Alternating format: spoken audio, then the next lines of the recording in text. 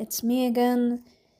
Today was kind of an okay day. I woke up great, and then I in when it was in the afternoon, I kind of cried because of something. I don't want to talk about it, but yeah, kind of challenging day today. But either way, we gonna talk now about why my manga is so lively. Why do my characters feel so alive? What am I doing? Gonna show you a little bit my thoughts on this. I think I could endlessly talk about this. There's so much going on, but I have some points for you written down, and yeah, I finally noticed something again for a more structured video. So, first and foremost, I worked on the story a lot. I started to work on the story 2020 or 2019 even. So the story is already 5 to 7 years old. I don't remember completely when I started with working on the story. And I was just working on it. I was improving my characters. At the beginning, the characters were really shitty, but they were always alive, but they were kind of not really well written. And now I have those characters, and the more I think about them, the more I kind of get to know them. And of course, I had a big phase where I kind of was really concepting the characters, and I was trying to build a whole cast, and I was trying to figure out how to make every character really original. How do I make characters stand out? How do I make characters work with each other? That's so fucking important, that characters are fitting together with each other. That you have two characters and their interaction is just fun to watch. You don't want to have exhausting toxic conversation where it's just, toxic stuff can be interesting, but if you just see two characters that don't vibe at all with each other, it's just, you don't want to follow the conversation. It's not fun. You want to see friends a lot of times interacting with each other, the villain interacting with the hero, and there's a lot of stuff I could talk about now. There's a lot of thoughts coming into my head right now, and I just get, the more and more I think about it, the more and more I get committed to this project, and I feel like I'm part of something bigger. I'm not joking around. I'm just building a world up. I'm creating a true piece of art. I already created that, and someone recently wrote in a comment section that I can be proud of myself, and thank you very much. That really made my day. It helps me to keep going. Yeah, and especially working on characters that have original personality. It's like I was working on that, and I was always, when there was an idea for a new character, I was always like trying to make this character unique.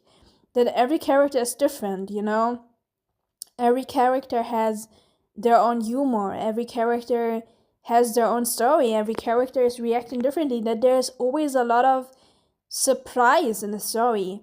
And I started with characterizing characters a lot and kind of constructing and figuring out, really really trying to dissect the differences between the characters. I did that a lot for a couple of years. And the more and more I did that, it was easier to come up with new characters right immediately. And it got to a point that it was more about the feeling I have for a character and less about constructing a personality. Because this constructing is something you may have to do in the beginner phase.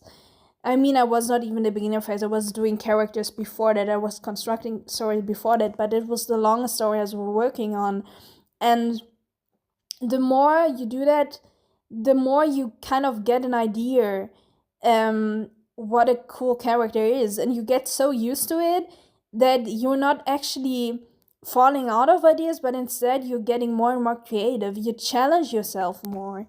And now I'm approaching it in a totally another way because I'm so used, and I just have an eye for what makes a character interesting.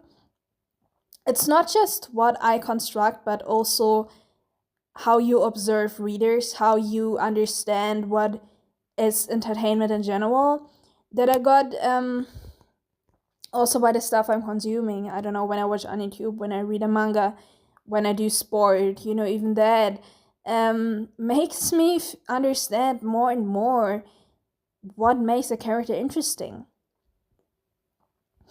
And now when I'm creating characters, I don't really construct them or trying to figure out to make them unique anymore, because I already have the bigger picture of my story. I know every character, and I know where every character belongs to, and in which place they stand, and I just add another new puzzle piece to the bigger puzzle. And it just works, it just goes effortlessly. It's like a puzzle you build. You start with small pieces and you don't know the bigger picture.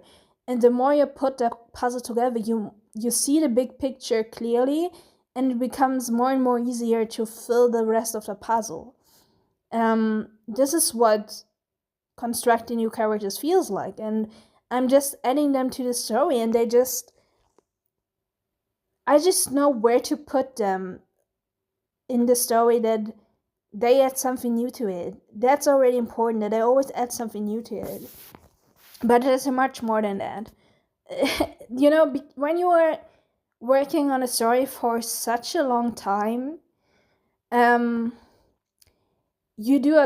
start to do a lot of stuff subconsciously.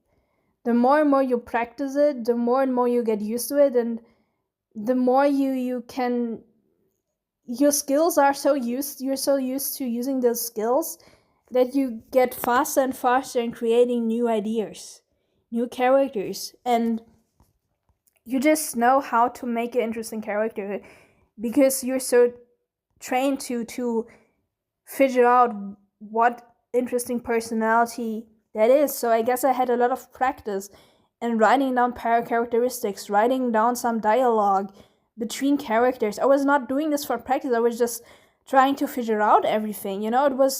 I could have started from 3 years ago, but I was not ready, because I was figuring the whole story out. It didn't feel ready to pump it out in a vacuum now. And now I'm here, and I can just throw it out, and I don't have to think through everything completely. Yeah, I could say a lot more about this point, but I guess I'm gonna move on to the next point. So something I really do, I know my characters. I know them. The more and more you take time for your characters, the more and more alive they will become. When you do it with your heart, and when you do what you want to do, and not trying to please other people, then you get a better understanding how human characters actually work. Of course, you have to live in the real world too. You have to touch some grass to understand humans, But the more and more you write characters, the more and more you know what a human being feels like and what makes them interesting. And it's less about creating a personality and more about just letting the characters walk for themselves, And I just know my characters because I thought so much about them. I was writing a lot of stuff down. I was constructing the whole world. I let them react to circumstances in a story. And I just know them. I just know them really good. So they just do it effortlessly on page. They just feel alive. I don't sit down, draw a scene, and ask myself, oh, how should this character would react to that? I don't really have to ask that. I know how the character will react to it, That makes the characters more alive, because I can create, and that would be the next point, I can create a certain pacing, which I noticed that I take a lot of time introducing everything. But I can do this because my characters just have a full personality, and the more panels I add with them when it's necessary. You shouldn't add panels just if it's not necessary, don't add too many panels, but I take a lot of time for my characters reacting and expressing their emotions, because they're just living human beings in my head, you know? I just know how they would react to situations. And because I know them so well, I can take my time to draw them in silent scenes and make them react in every fucking detail. And this is what makes the pacing in Stormbreaker so interesting right now. Because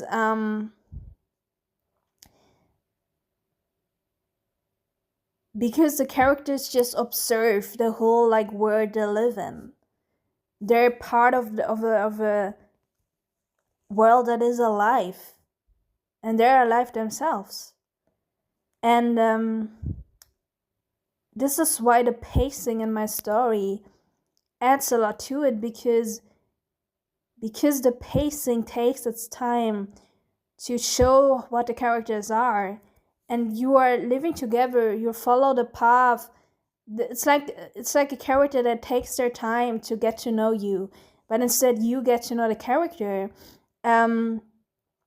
There's a mystery to the characters. You want to know more about them, but there's also a really big presence of confidence that makes you so invested into the pacing, because the pacing just goes really slowly, and there's a lot of charisma coming out from the story in general. It's just really fun, you know? It's just not boring to look at it, because the characters are alive. It's really hard for me to express it in words. That's the biggest problem. I can draw that in my art, but I don't know how to explain what's so good about the pacing. But the pacing is good, you know, because it takes its time. But I'm not approaching this like, oh, I have to take my time. No, I'm just telling what I want. And when I feel like a character expresses a certain emotion, and I just envision a whole panel, a character's reaction like that, and I'm gonna draw it. I don't think a lot about it, you know? I just give my character space, and they just become really powerful, and that makes them feel alive, and that makes the pacing interesting, because we like to watch powerful characters, you know? So that is basically about it. I want to end the video now. I'm done with doing videos. I don't know, I just felt like maybe I should bring out another video today and talk a little bit about my webtoon that my viewers still notice there's a webtoon, and I want to have more readers. And yeah, for the people who don't know the webtoon, you can check it out in a video in the channel description of my YouTube channel. It's called Stormbreaker. It's on webtoon. So thank you very much for watching, and see you in the next video. Goodbye.